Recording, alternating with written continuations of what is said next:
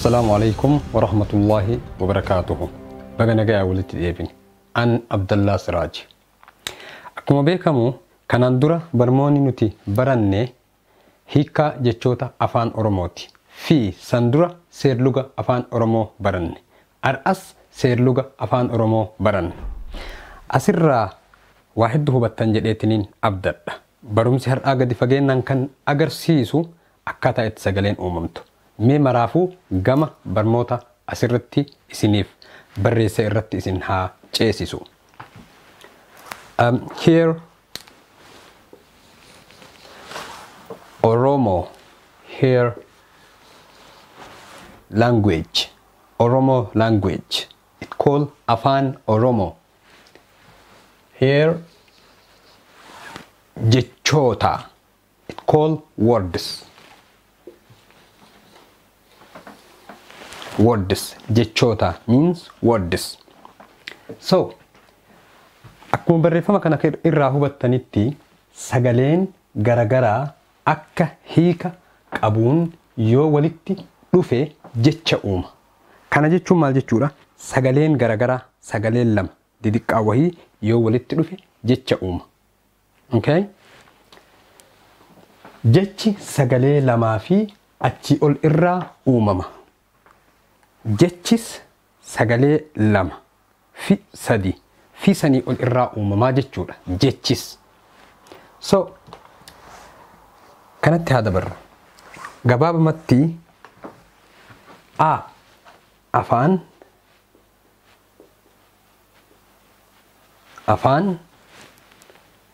O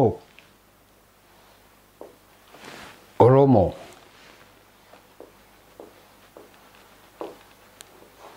afaan Oromo gabaabumatti kun afaan Oromo. Okay? Afaan Oromoo keessatti jechi bifa adda addaatiin ijaarama. Afaan Oromoo keessatti jechi bifa adda addaatiin ijaarama. Bifa garagaraatiin uumamaa jechuudha. Isaan keessaa jechoota yookaan ammoo jechoota hamma ta'e yookaan ammoo kan jecha uuman gama duubaatiinis ta'e gama fuulduraatiin akkaataa hiika qabu. Hiika akkasii kennutti uumama. Atis yoo kan yaaltu tahee fuulduratti akka hiika sii uumuuf jecha tokko gochuudhaaf yoo kan barbaaddu tahee xiqqeessitee qubee sagalee sii kennitu wahii wal bira fidda isii lama jechuu yaalii yoo kan godhuu barbaaddu tahee jecha akka sii uumuuf duubaa fi fuulduraan akka jecha sii uumuuf ka duubaas sagalee dubbifamaa qabaachuu qaba. Ka fuulduraas sagalee dubbifamaa qabaachuu qaba. Akkasitti yoo sagalee didiqqaa yoo walitti fidu ta'e jecha siif uuma jecha hiika qabu. Sana booda akkaataa itti dubbiftu akkaataa itti barreessitu sirriitti addaan baafattaa jechuudha. Kana keessattis qubee jabaadhaanis qubee laafaadhaanis qubee dheeraadhaanis qubee gabaabaadhaanis addaan baafattee gara fuulduraatitti akka hiika yookaan wordisi yookaan jecha si uumu irratti yaaluu ni dandeetta. Ammaaf gama barnoota keenyaatti isin haa deebisu. Kana isin dubbisee jira achirraa haga asitti isiniif dubbisee jira jechuudha. Mee irra isin haa deebu. Afaan Oromoo keessatti jechi bifa adda addaatiin ijaarama. Afaan Oromoo keessatti jechi bifa adda addaatiin ijaarama. Okay? One, sagalee dubbifamaa fi dubbachiiftuurraa duratti ibsa gahaa isinii kenna jedheetiniin amana. Sagalee dubbachiiftuu fi sagalee dubbifamaa irraa ijaarama. Sagaleen dubbachiiftuun lama yoo wal bira dhufte hiika kennuu hin dandeetti. Garuu sagaleen dubbifamaan okay? Sagaleen dubbifamaan lama yoo wal bira dhufe hiika hin kennu. Maaliifi sagalee dubbachiisaa irratti waan hundaahuuf. Fakkeenyaaf amma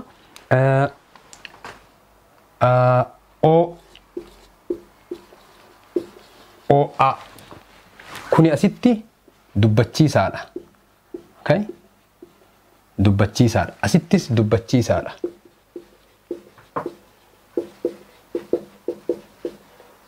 Dubbachiisaa. Asittis dubbachiisaa. Kun ammoo punctuation wannaadha mallattoo sirna tuqaati. Garuu waa yookaan ammoo maa yookaan ammoo kana wal bira finne hiika kennuu hin danda'u. Okay? Hiika kennuu hin danda'u. Sagaleen dubbifamaan lama yoo wal bira dhufe, sadi yoo wal bira dhufe, yoo mallattoon jidduu gale hiika kennuu hin danda'a dubbachiisaan. Garuu dubbifamaan yoo wal bira dhufe hiika kennuu hin danda'u. Kanaaf astee kanatti maal jedhaa? Sagalee dubbifamaa fi dubbachiiftuu sagalee dubbifamaa fi dubbachiiftuu irraayi jedha. Dubbifamaa fi dubbachiiftuu irraayi. Dubbifamaan isa 5, dubbachiisaan isa 5, dubbifamaan ammoo 27 akkas natti fakkaate 21 akkas dhiifamaan lakkoofsa isaan irraa fadhee jira. So haa ilaallu gamanatti isin haa deebisu. Kuni asitti amma dubbifamaadha. Kun dubbifamaadha. Kuni dubbachiisaa. Dubbachiisaa. Dubbachiisaadha. Okay? Inni dubbachiisaadha. Asitti laan kun jechuu dubbifamaa. Okay? Dubbifamaadha. Dubbifamaadha. Asitti kuni dubbifamaadha. Kuni dubbachiisaadha. So asitti kuni dubbifamaadha. Kuni dubbachiisaadha. Lama yoo walitti dhufeetiin hin jedhee, okay? Hiika kenna. Laa fi maa lama. Okay? Asitee kanatti saa fi naa sana. Isa sana isa kana. Okay? Asitti ka eda'uu raa karaa. Asitti dheeratee jira. Asitti dheeratee jira. Asitti gabaabatee jira. Asitti a eda'uu du aduu. Okay? Laa eda'uu faa lafa. Quu eda'uu baa quba. Okay? Haala kanaan yoo kan walitti fiddu tahee jecha siif uuma. Jechi sun ammoo hiika qaba. Okay? Kana fakkaataa jechuudha. Kan itti aanu kun amma asitti tokkoffaadha. Mee lammaffaatti haa dabarru. Akkuma duratti isin ibsuu yaaletti jecha tokko irraa jechoota biraa baasuu. Jecha tokko irraa jechoota biraa baasuu. Kana jechuun maal jechuu? Jecha guutuu hiika qabu tokko irraa jechoota faffalannee jechoota hedduu baasuu dandeenya akka hiika qabutti. Maaliif jechoota lama xixiqqaa walitti sagalee lama walitti finnee jecha uumnee jecha san irraa sagalee lama yookaan sanaa ol walitti finnee jecha uumnee jecha san irraa jechoota biraa hedduu dhalchuu dandeenya yookaan ammoo tiyyuu hedduu uumuu dandeenya. Kana asirraa ni mirkaneeffana jechuudha. Mirkanaa'e yookaan ammoo tiyyuu proof ta'e yookaan ammoo tiyyuu wanta check ta'e wahii jechuudha mirkanaa'e. Okay? Mirkanaa'e kana ta'a jechuudha. Mirkanaa'e jecha mirkanaa'e jedhu kana irraa okay? 1 kana. Okay? 2 aanaa. Ila asitti aan hin jirti. Asitti aan hin jirti laa. Asitti naan tana. Aan kana. Aan kanas ta'uu danda'a. Okay? Kaan ammoo kana. Qubee biraa itti fiduu hin dandeettu. Qubeema as keessa jiru kanaan isarraa ka biraa horsiifta. Isarraa ka biraa hedduu argamsiifta. Sii barakata siifis hin barakata barakaa hedduu sii qaba jechuudha. Jecha tokkicha kanarraa hedduu baasuu dandeetta. Garuu wanta hiika qabu irraa baasuu danda'uudha qabda. Wanta hiika hin qabnes irraa ni baafta garuu wanta hiika qabu tahuu siif wayya. Aanaa mi'a sadii jechuudha. Karaa. Okay? Asitti naanna'e. Naanna'e. Kuni hundi isaatiyyuu okay? Kuni hundi isaatiyyuu as keessaa bahee jechuudha. Isa kana keessaa horsiifte. Isa kana keessaa asitti gadi fiddee barreeffattee jechuudha. Gaafa kana maal yaadachuu qabda? Sagaleen xixiqqaan lamaa fi sanaa ol walitti dhufee jecha uume. Duratti dubbannee jirra. Look. Mi, mir, ka, na, e. Garuu waan kana addaan yoo baafteetiin hin jette hiika qabaachuu danda'uudha qaba yoo ammoo kanarraa kan kana baaftu ta'e jechuudha. Kana irraa jecha kana irraa yoo kana kan baaftu ta'e kun hiika isii qabaachuu danda'a. Okay? Asitti ana. Kun hundi isaatiyyuu hiika qaba.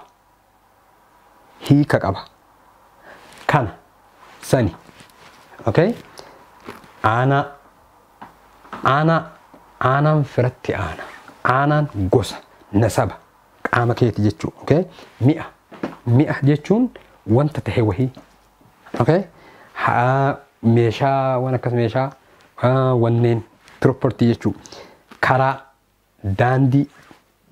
Okay? Naanna'e dheeressuu dandeenya. Naanna'e akka hiika isinii kennuuf dheeressuu dandeenya. Okay? Naanna'e ofirra marse. Naanna'e jechuun ofirra marse. Okay? Ana.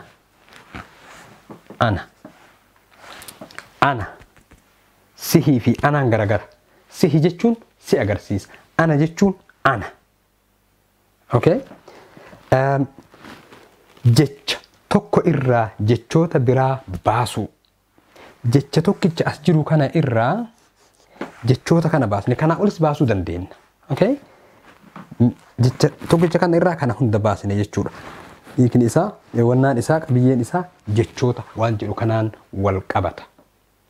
Namoonni afaan Oromoo barreessuudhaaf xiyyeeffannaa itti kennitan barreeffama nama isinii barreesse kanaa fi kan dabre seerluga afaan Oromoo irraa ni hubattan. Gara fuulduraattis waan baay'ee waliin ilaalla. Okay? Garuu afaan Oromoo akka gaariitti akka isin barreessanitti irratti dalayna. Abshir irratti dalayna. Isinumti like, comment fi subscribe gochuu hin dagatina. Okay? Garuu afaan Oromoo akka isin sirriitti jabeessitaniitiin barreessitan laafaa akka laafutti, jabaataa akka jabaatutti, dheeraa akka dheeratetti, gabaabaa akka gabaabatetti fi akkasuma sirna tuqaalee fuulduraatti baay'inaan baranna. Okay? Mee qabxii isa sadaffaatti isin haa dabarsu. Okay? Qabxii sadaffaatti isin haa dabarsu. Ifama kuni qabxii lama ture, kuni qabxii lammaffaadha. Okay? Mee qabxii sadaffaatti isin haa dabarsu. Walumaan haa ilaallu.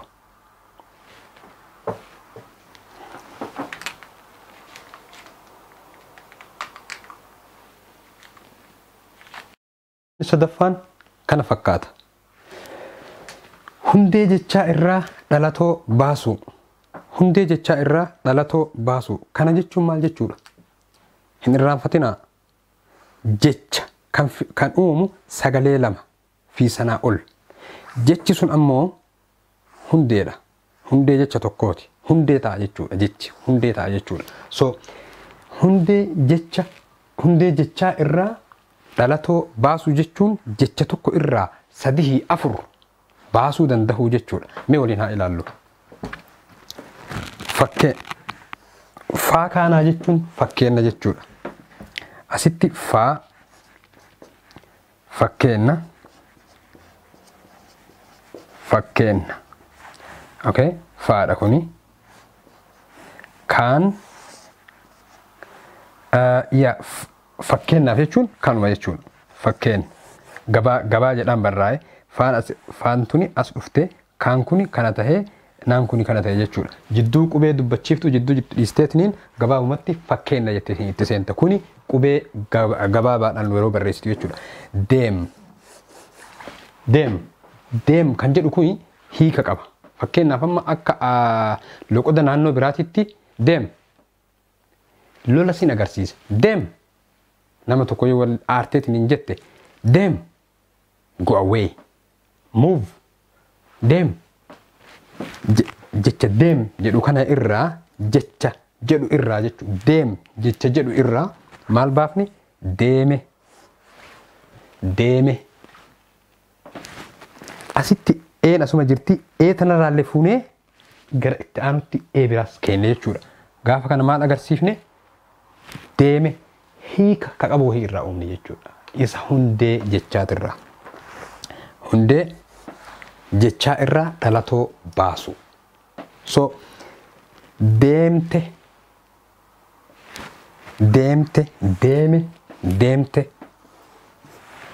Deemi kan jennu kun dhiiraaf jedhama. Deemte kan jedhu kun ammoo dhalaaf jedhama. Okay? Isa gara fuulduraatti itti dhufna. Deemne. Deemne. Deemne. Yeah, okay, deemne. So, asitti deeman. Okay? Deemnee fi deeman ka jedhu irraa kanuma irraa jechuu kanuma irraa. Okay? Kanuma irraa hundee jechaa kana irraa dhalatoo baafne jechuudha. Dhalatoo baasu. Hundee jechaa irraa dhalatoo baasu. Okay? Fakkeenya kanaa fudhattee kabiraa wal bira qabdee yoo ilaaltee haala gaariidhaan understand siita haala gaariidhaan sii galaa jechuudha. Okay? Barmoonni an isiniif qopheesse kan har'aa seerluga afaan Oromooti. Kan yeroo dabree hiikkaa jechoota afaan Oromooti. Okay? Insha Allah hanga barmoota biraatii walitti deebinutti nagayaan naa jiraadha.